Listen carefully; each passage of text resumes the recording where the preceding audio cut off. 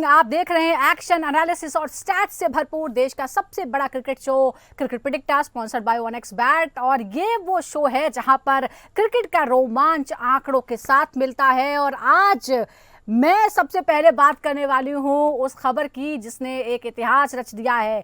14 साल, जी हाँ, सिर्फ 14 साल की उम्र में वैभव सूर्यवंशी ने वो कर दिया जिसका इंतजार लोगों को सालों साल करना पड़ता है। और T20 में धमाका हो गया है। आपको बता दें कि गुजरात टाइटंस के खिलाफ जब राजस्थान रॉयल्स की टीम उतरी तो उन्हें कमजोर माना जा रहा था, क्योंकि गुजरात का जो रिकॉर्ड है शानदार रहा है। लेकिन उसके बाद वैभव सूर्यवंशी उतर आए और उसके बाद जो हुआ वो इतिहास बच गया। 2025 के IPL सीजन में 35 गेंदों में शानदार शतक ठोकते हुए उन्होंने राजस्थान रॉयल्स को 8 विकेट से जबरदस्त जीत दिलाई। 7 चौके और 11 छक्के जो है मैदान पर बरसते हुए नजर आए। यानी सेंचुरी में 94 रन जो थे वो सिर्फ छक्कों और चौकों की मदद से ही पूरे कर लिए वैभव ने। और इसके साथ बॉस बेबी ने अपनी इस पारी से कई बड़े रिकॉर्ड तोड़ दिए हैं। सबसे पहले तो वो T20 में फास्टेस्ट सेंचुरी लगाने वाले इंडियन बन गए हैं। सेकंड फास्टेस्ट सेंचुरी उन्होंने लगाई है क्रिस गेल के बाद। 35 गेंदों में सैकड़ा जड़ा और इसके साथ ही ये तमाम रिकॉर्ड जो हैं उन्होंने अपने नाम कर लिए हैं। यंगेस्ट इंडियन है वो जिन्होंने इस तरह से सेंचुरी लगाई है।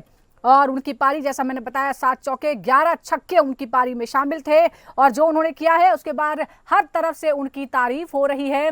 और रिएक्शन जो है उनके गुरु और कोच जो हैं राहुल द्रविड़, उनका जो रिएक्शन था वो भी शानदार था, क्योंकि उनके पैरों में चोट लगी है और हमेशा वो व्हील चेयर पे आजकल नजर आते हैं। लेकिन जैसे ही वैभव ने छक्का मारा और सेंचुरी लगाई तो उसके बाद वो उछल पड़े और ये शायद ही कभी पहले देखने को मिला। तो आप समझ सकते हैं कि ये कितनी बड़ी बात है। आज का मुकाबले की हम बात करेंगे जो KKR वर्सेस दिल्ली कैपिटल्स के बीच में है। लेकिन सबसे पहले हम अपना फर्स्ट सेशन डेडिकेट करेंगे इस ऐतिहासिक पारी के लिए, वैभव सूर्यवंशी के लिए। हमारे साथ हमारे 2 खास मेहमान जुड़ गए हैं। हमारे साथ हैं फॉर्मर क्रिकेटर नोएल डेविड और साथ ही सीनियर स्पोर्ट्स जर्नलिस्ट ताउज रिजवी। ताउज, हमने बहुत सारी पारियां देखी हैं लेकिन वैभव ने जो किया है वो याद रखा जाएगा। आगे क्या रास्ता है? और जबरदस्त हमने रिएक्शन देखे तमाम तरह से। ऑपोजिशन की जो प्लेयर्स हैं, वो बड़े बड़े खिलाड़ी, सब कोई उनकी तारीफ कर रहे हैं।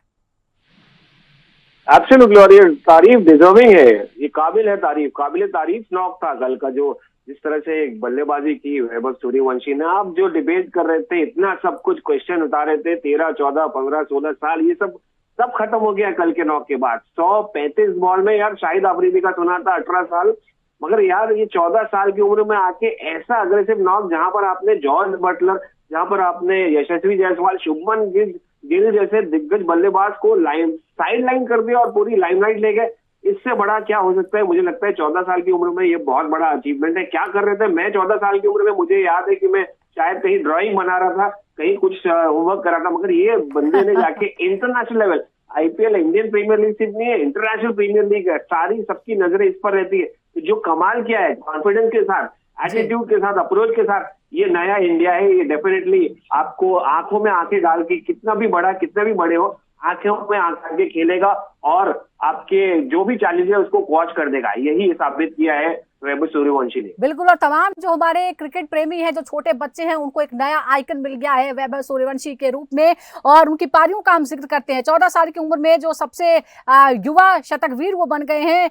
और ये सिर्फ उनकी तीसरी पारी थी जिसमें उन्होंने ये जो इतिहास है वो बना दिया है। और साथ ही अगर हम छक्कों की बात करें तो सबसे ज्यादा छक्के एक पारी में उन्होंने लगा दिए हैं, 11 छक्के अपनी पारी में लगाए। और एक और बात यह है कि जायसवाल, यानी यशस्वी जायसवाल, जो उनसे थोड़े से बड़े हैं, वो भी उनके साथ डटे रहे और दोनों ने मिलकर 166 रनों की जो है साझेदारी यहां पर की। नोएल, आप क्या कहेंगे? सबसे तेज शतक यहां पर लगा, रिकॉर्ड बना दिया इस छोटी उम्र में। आप उनकी बल्लेबाजों को किस तरह से आंकते हैं? क्योंकि जब उनके बारे में पहली बार सुना गया तो कहा गया कि ये क्या चीज है, ये चाइल्ड प्रोडिजी है। ब्रायन लारा को अपना आइडियल मानते हैं, क्या वो झलक दिखी आपको? बिल्कुल, थोड़ी सी वो झलक दिखी है, क्योंकि जो स्ट्रोक मेकिंग थी, सिमिलरिटी थोड़ी दिखी है ब्रायन लारा की, बस ज्यादा क्रिस गेल की दिखी है। जो तरीके से मारते हैं ठहर के, इट अमेजिंग था। देखिए, मेरे हाथ में गूज़बम्प्स आ रहे हैं लड़के के बारे में बात किया तो दैट शोज द टैलेंट जितना अपने कंट्री में है, कैसा प्रोड्यूस कर रहे हैं टैलेंट। आई थिंक ये थोड़ी बहुत नहीं, ज्यादा क्रेडिट राहुल द्रविड़ को भी देना चाहिए, क्योंकि बिल्कुल। जो मैच्योर किए हैं आईपीएल में सूर्यवंशी को, उनको पता है कि कब इसको मैदान में उतारना है, कब इसको एक अपॉर्चुनिटी देना है, और बराबर टाइम पे अपॉर्चुनिटी दिया गया है लड़के को, और लड़के ने काफी बड़ी दिल से ग्रैब किए, और कल जो गेम खेली है, वाह क्या बात है।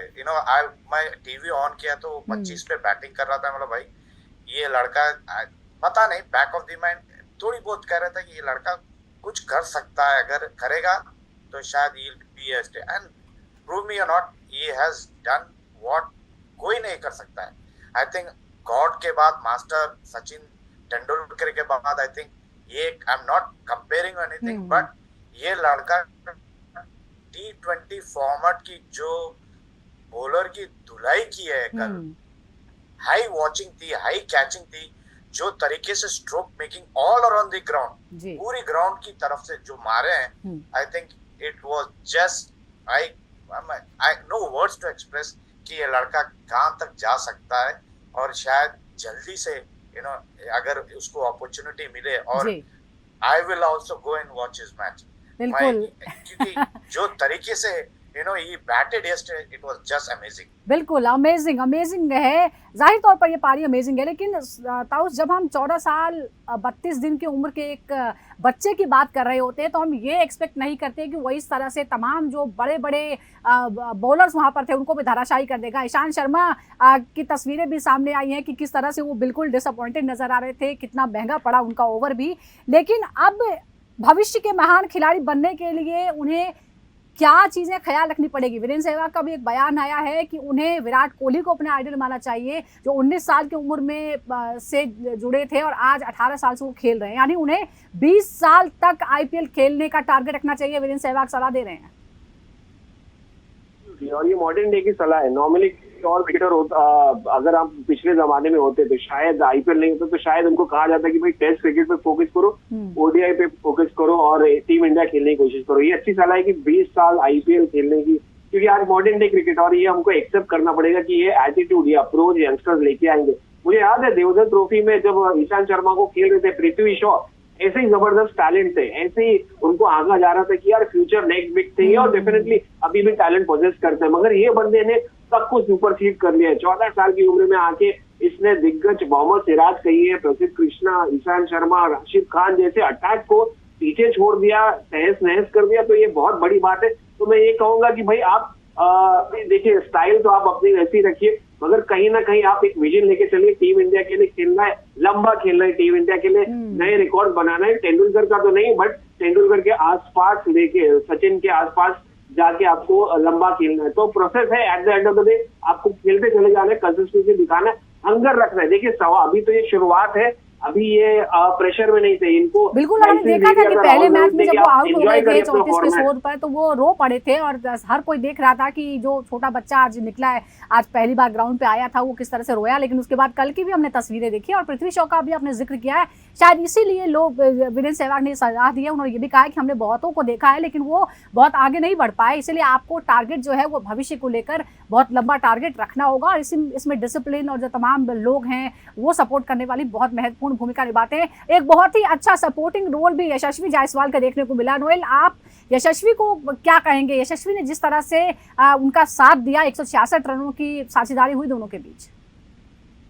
देखिए, जब आपकी अदर एंड पे युवा खिलाड़ी जो गेंदबाज की छक्के छुड़ा रहे हैं, तो आप एक स्पेक्टेटर होके मजा लीजिए। वही तो कर रहे थे यशस्वी जायसवाल, नॉन स्ट्राइकर एंड पे मजा ले रहे थे वो उसकी बैटिंग पे। हर बॉल पे जो आके ग्लव को मार रहे थे, शाबाशी दे रहे थे, तारीफ कर रहे थे, तो मजा काफी, यू कुड सी यशस्वी हंस रहे थे अदर एंड पे। जो मोहम्मद सिराज काफी बढ़िया फॉर्म में थे बॉलिंग में, उनको मारे, ईशांत को मारे, जो डेब्यूटेंट इमाम को मारे, सबको धुलाई की है वैभव ने। तो इफ मैं यशस्वी की जगह पे रहता तो मैं भी मजे लेता था, यार ये क्या हो रहा है, ये तो someone is going after the bowlers and I will have fun at the बिल्कुल, और हमने other बाहर end. की भी तस्वीरें वही देखी तय जब कर दोनों रहे थे. साथ में नजर आ रहे थे और कैसे यशस्वी ने कंधे पर हाथ रखा हुआ था वैभव के, एकदम बड़े भाई की तरह उन्हें सपोर्ट करते हुए नजर आए। और जाहिर तौर पर जैसे हम कहते हैं कि T20 में किसी भी एक दिन कुछ भी हो सकता है, और वैसा ही कुछ हुआ। टेबल पर बिल्कुल मजबूत फॉर्म में जीटी नजर आ रही थी, लेकिन राजस्थान रॉयल्स ने और वैभव सूर्यवंशी ने सब कुछ पलट दिया। पूरी तौर पर का राजस्थान रॉयल्स और वैभव सूर्यवंशी का ही दिन था। चलिए अब आज के दिन की बात कर लेते हैं। आज एक और बड़ा मुकाबला है, दिल्ली कैपिटल्स वर्सेस केकेआर का ये मुकाबला होने वाला है। दिल्ली कैपिटल्स अपना पिछला मैच 2 दिनों पहले ही अपने ही होम ग्राउंड में आरसीबी के खिलाफ हारी है, इसीलिए थोड़ा सा प्रेशर जरूर महसूस कर रही होगी। आंकड़े क्या है हेड टू हेड में बता देते हैं। 33 बार आमना सामना हुआ है, दिल्ली कैपिटल्स ने 15 बार और केकेआर ने 18 बार जीत हासिल की है। और पिछले कुछ 10 मुकाबलों की हम बात करें जो कि अरुण जेटली स्टेडियम में, यानी जो जहां आज मैच हो रहा है वहां पर जो मुकाबला हुआ है, तो 5-5 जो है वो दोनों ने जीते हैं। ये रिकॉर्ड पुराने रिकॉर्ड कहते हैं। अब बड़ा सवाल ये है कि आज क्या होने वाला है। जिस तरह से ताउस यहाँ हम दिखा रहे हैं, इन दोनों मुकाबले की हम बात कर लेते हैं। हम तो पूरी तरह से वैभव में हो चुके हैं, लेकिन अब केकेआर और दिल्ली की बात करते हैं। तो क्या आपको लगता है कि इस सीरीज में तो दिल्ली कैपिटल्स डोमिनेट करे, हालांकि पिछले मुकाबले में अपने ग्राउंड पर वो हारी। केकेआर ओवरऑल थोड़ी सी बढ़त ले हुए। आज आपको क्या लगता है किसका पलड़ा भारी हो सकता है? देखिए, एक एक पॉइंट या कहेंगे 2-2 पॉइंट या एक विक्ट्री बहुत क्रूशियल होती है। आपने पिछली मैच में आरसीबी से पहले देखा कि भाई टॉप ऑफ द टेबल से दिल्ली कैपिटल्स, और जिस तरह से आरसीबी ने उनको हराया, सडनली वो चौथे नंबर पे आ गए। तो कितना इंपॉर्टेंट होता है, हर एक मैच इंपॉर्टेंट है गोइंग इनटू द प्लेऑफ्स। और लगभग 9-10 मैचेस हो गए सबके। तो दिल्ली कैपिटल्स अभी भी ऐसा नहीं है कि ये फेवरेट सीजन से हट जाएंगे, डेफिनेटली फेवरेट रहेंगे। जब घर पे खेल रहे हैं, जब आपका टीम सिर्फ एक ही मैच आ रहा है, लगातार जीतते आ रहे हैं, top of the point table रहे हैं ओवर द टाइम, तो मुझे लगता है फेवरेट अगेन ये रहेंगे। खास करके उनका स्पिन अटैक जो है कुलदीप यादव, अक्षर पटेल के साथ, और विकेट जिस तरह से स्लो टर्न हो रही है, आसान नहीं है बैटिंग करना, तो वो सब फैक्टर्स लेके दिल्ली कैपिटल्स इंपॉर्टेंट रहेगा कि वो फेवरेट रहे। और उनका डेफिनेटली उनका मोरल डाउन नहीं होगा आरसीबी से हारने का, क्योंकि वो क्वालिटी मैच था जो आरसीबी हरा के गई है, और खास करके विराट के अंदर। बट मुझे लगता है केकेआर को कुछ आउट ऑफ द वे जाके एक्स्ट्राऑर्डिनरी परफॉर्मेंस डिलीवर करना पड़ेगा अगर दिल्ली कैपिटल्स को उन्हीं के मैदान में। बिल्कुल, दिल्ली कैपिटल्स हारी जरूर थी, लेकिन कोई वो एक तरफा मुकाबला नहीं था। जाहिर तौर पर वहां भी फाइट देखने को मिली थी। और अगर हम अभी दोनों के रिकॉर्ड की बात करें तो 9 मुकाबले खेले हैं दिल्ली कैपिटल्स ने, अपने 6 मैचेस जीते हैं, जबकि सिर्फ 3 में जीत हासिल हुई है केकेआर को। नोएल, एक और बात है, अगर हम अलग अलग प्लेयर्स की बात करें तो केएल राहुल जो है वो अच्छी फॉर्म में नजर आ रहे हैं। उनकी फॉर्म की क्या बड़ी भूमिका रहेगी, खासतौर पर जो अरुण जेटली स्टेडियम है वो स्पिन फ्रेंडली मैदान माना जाता है। ऐसे में केएल राहुल की भूमिका आज क्या होने वाली है? काफी इंपॉर्टेंट रहेगा उनकी भूमिका, क्योंकि वो एक ऐसे प्लेयर है जो टीम को साथ लेके चलते हैं, दूसरे प्लेयर्स को भी साथ लेके चलते हैं जब वो विकेट पे हैं। आई थिंक उनका रोल जो है, जब वो मिडिल ऑर्डर आते हैं, नंबर 4 आते हैं, तो काफी इंपॉर्टेंट हो जाती है टीम के लिए, क्योंकि जब वो बड़े स्कोर करते हैं तो टीम की फायदा होता है, और दूसरे प्लेयर्स भी काफी अपनी रोल निभाते हैं। आई थिंक ये इम्पोर्टेंट है राहुल की। शायद 2 मैच से फेल हो रहे हैं, बट वो 30-40 भी कर रहे हैं, तो काफी अच्छी है। बट जब वो करते हैं तो टीम को जिताते हैं। वो बैंगलोर में देख चुके हैं अपन, जब वो सिंगल हैंडेडली आरसीबी के अगेंस्ट जीता है। आई थिंक उनको रहना जरूरी है एंड तक, क्योंकि अगर वो एंड तक है तो डीसी के लिए काफी फायदा होगा। बिल्कुल, ये फायदा हो जाएगा। हालांकि केकेआर का पिछला मुकाबला धुल गया था, ये भी हमें गौर करना होगा। इसकी वजह से थोड़ी और मुश्किल हो गई थी, क्योंकि एक पॉइंट जो है वो बढ़ गया था दोनों के बीच। केएल राहुल ने पिछले मुकाबले में 41, उससे पहले 57, 28, 38 और 15 जो है स्कोर किया था। अजिंक्य रहाणे यानी दूसरे टीम के कप्तान की अगर हम बात करें तो 50 उन्होंने गुजरात के खिलाफ बनाए थे, उससे पहले 17, 20 और 61 रन उन्होंने बनाए थे। और पिछले मुकाबले में तो मैच आगे बढ़ ही नहीं पाया था। लेकिन अगर हम यहाँ देखें, दिल्ली कैपिटल्स मौजूदा सीजन में बेहतर स्थिति में है। जाहिर तौर पर इसका आत्मविश्वास पर तो असर पड़ेगा ही ना। था उस अगर केकेआर ओवरऑल अच्छा भी कर रही हो, दूसरे सीजन में भी कर रही हो, डिफेंडिंग चैंपियन भी हो, लेकिन डीसी जिस फॉर्म में है, हर टीम जो है वो थोड़ा घबरा रही है उसके सामने। नहीं, देखिए केकेआर उतना ही बेहतर नहीं कर रही जैसे एक डिफेंडिंग चैंपियन को करना है। वो तो दिल्ली कैपिटल्स कर रही है कि भाई वो पिछले इतने सालों से कोई क्वालिफिकेशन हुआ नहीं, मगर फाइनल जो रूप दिखाया है उन्होंने, वो डिफेंडिंग चैंपियन जैसा दिखाया है।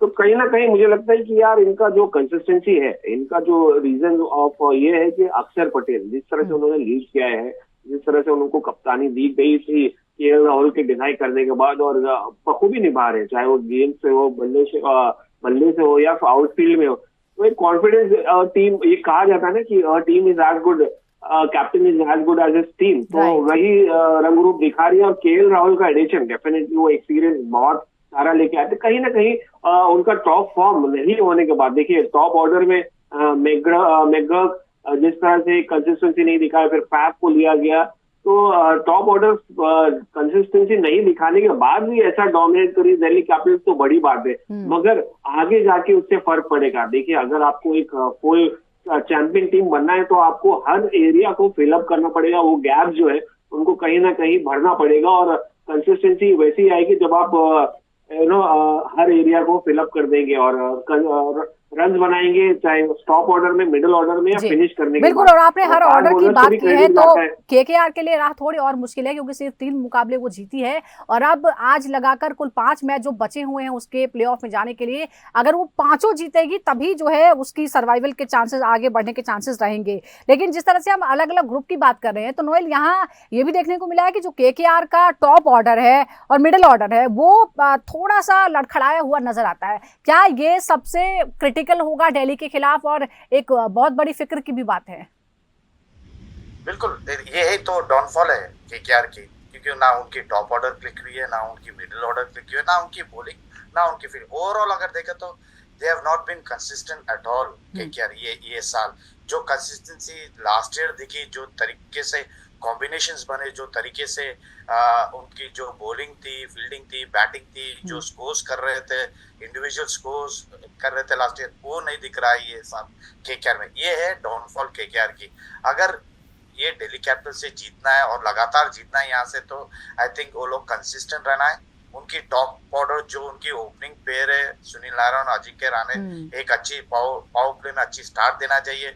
जो जब देते हैं तो मिडिल ऑर्डर आके कैपिटलाइज करना चाहिए, देन ओनली इनकी जो स्कोर है, जो रिक्वायर्ड स्कोर जो भी है, टारगेट स्कोर है, वो मिलेगा। नहीं तो वरना ये बीच में लटकाते रहेंगे कि भाई आप करो, नहीं मैं करूंगा, ये नहीं होगा।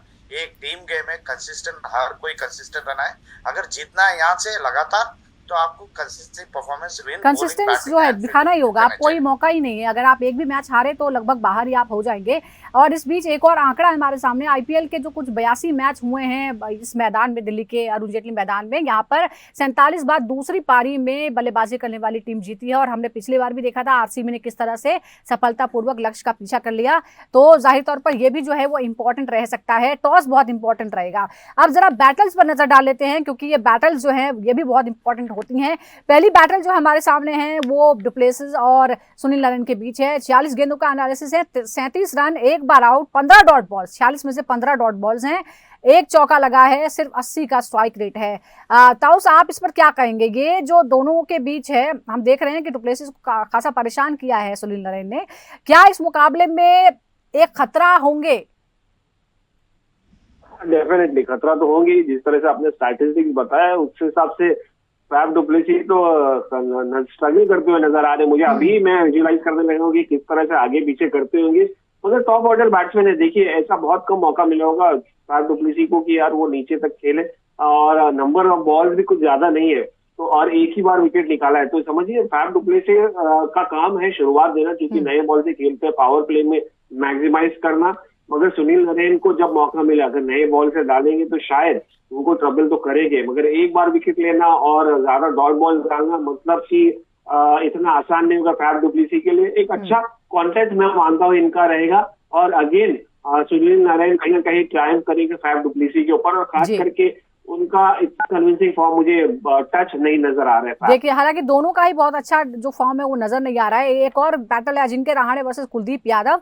27 गेंदों का एनालिसिस है, 19 रन, 2 बार आउट, 12 डॉट बॉल्स हैं, 1 चौका, कोई छक्का नहीं, 70 का ही स्ट्राइक रेट यहाँ पर है। नोएल, आप जरा ध्यान से देखिए, रहाणे ने आईपीएल में डीसी के कुलदीप यादव के सामने स्ट्रगल ही किया है, क्योंकि वो 27 गेंदों में 2 बार जो है उन्हें आउट कर देते हैं और सिर्फ 19 रन बनाते हैं। क्या रहाणे के हालिया फॉर्म को देखते हुए ये थोड़ा और मुश्किल हो सकता है केकेआर के लिए, और डीसी के लिए ये राहत की खबर है? देखिए, अगर ये फॉर्म अगर चल बसी तो आई थिंक कुलदीप यादव को काफी अच्छी चांस है फिर से विकेट लेने की अजिंक्य रहाणे की, क्योंकि अजिंक्य रहाणे काफी अच्छे फॉर्म में नहीं है। ताकि वाला अलावा वो काफी अच्छे प्लेयर है स्पिनर के, you know he is a very good player of the spinner, but at the moment अगर मैं कहूं तो he is not in good form, जहां कुलदीप यादव को अच्छा चांस है अगर जब तक रहे, अगर बीच की ओवर अगर सरवाइव करे जब तक कुलदीप यादव आए बॉलिंग के लिए, I think Ajinkya Rahane will take the edge at that moment, because काफी बढ़िया प्लेयर है स्पिनर के, उनकी फुटवर्क काफी अच्छी है, उनके पास हर स्ट्रोक है स्पिनर्स के लिए। लेकिन आज के दिन क्या होगा?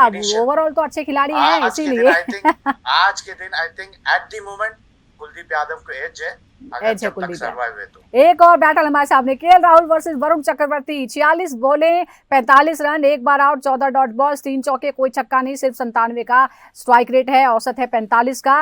ये देखिए, ये सारे जो हम देख रहे हैं इन सब पे जो बॉलर्स हैं वो भारी पड़ते हुए नजर आ रहे हैं। तो सब क्या कहेंगे, क्या राहुल को चक्रवर्ती चैलेंज से निपटने के लिए कोई खास रणनीति बनानी होगी? क्योंकि वो अच्छी फॉर्म में तो है, लेकिन चक्रवर्ती ने उन्हें हमेशा परेशान किया ही दिख रहा है।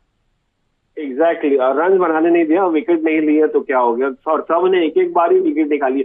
नहीं देखिए, एक तो यह है कि भाई दिल्ली में एडवांटेज अभी स्पिनर्स को रहेगा, क्योंकि बॉल तो एक तो लो रह रही, दूसरा टर्न में हो रही, तीसरा आपकी आउटफील्ड में आसान नहीं रहेगी। तो कहीं ना कहीं मुझे लगता है कि एडवांटेज चाहे सुनील नरेन हो, चाहे वरुण चक्रवर्ती या कुलदीप यादव को रहेगा, और बल्लेबाज स्ट्रगल करते हुए नजर आएंगे, क्योंकि आप जब टाइम ही नहीं करेंगे, बॉल नहीं कर पाएंगे स्लोनेस की वजह से विकेट पे, तो आप क्या बड़े शॉट्स मारेंगे, क्या आप बाउंड्रीज खेल लेंगे। तो कहीं ना कहीं यही एडवांटेज यूज करना चाहिए वरुण चक्रवर्ती को केएल राहुल के सामने। केएल राहुल मगर एक क्लास प्लेयर है, देखिए उनको का फुटवर्क भी जबरदस्त है, स्टेप आउट भी अच्छा कर लेते हैं, बैकफुट पे भी चले जाते हैं, फ्रंट फुट पे भी कब खेलना उनको पता है। तो ओवरऑल देखिए अच्छा कॉन्टेस्ट है अगेन इन दोनों के बीच, दिग्गज खिलाड़ी है। कॉन्टेस्ट तो अच्छा होगा, लेकिन डीसी और केकेआर का कॉन्टेस्ट कैसा होगा और कौन भारी पड़ सकता है? कौन है आज का फेवरेट हाउस? मेरा फेवरेट आज का दिल्ली कैपिटल्स रहेंगी, क्योंकि देखिए ओवरऑल कॉम्बिनेशन जबरदस्त है जी। नोएल, आपका फेवरेट आज कौन है? मैं दिल्ली कैपिटल्स कह रहा हूँ, क्योंकि देखिए जिंक्स तो टूटना है होम ग्राउंड में, शायद आज टूटेगा जिंक्स। चलिए देखते हैं, क्योंकि दिल और दिमाग जो है कई बार अलग बातें करते हैं। कल हम राजस्थान रॉयल्स को कमजोर मान रहे थे, लेकिन राजस्थान रॉयल्स जो है वो भारी पड़ी है। अब देखते हैं कि दिल्ली कैपिटल्स आरसीबी से हार के बाद उभरती है या फिर केकेआर को कोई प्लेयर नहीं है ना कि देखते हैं केकेआर को क्या मौका मिलता है, क्योंकि सरवाइव करने का सवाल केकेआर के सामने है। तो कुछ ही देर बाद मुकाबला शुरू हो जाएगा, Delhi Capitals versus Kolkata night Riders, Delhi के अरुण जेटली मैदान में, और इस पर हमारी नजर बनी रहेगी। फिलहाल बहुत बहुत शुक्रिया आपका ताउस और नोएल, आपका भी बहुत बहुत शुक्रिया, दर्शकों का भी बहुत बहुत शुक्रिया। इस तरह के एनालिसिस के लिए आप लगातार जुड़े रहिए क्रिकेट प्रेडिक्टर के साथ।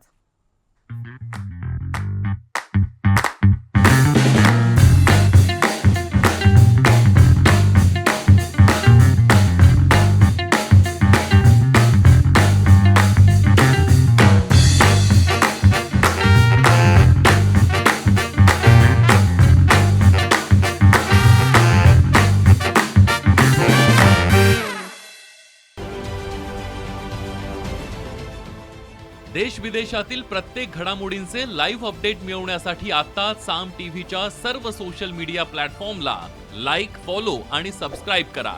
तसंच सर्व नोटिफिकेशनसाठी बेल आयकॉन प्रेस करायला विसरू नका।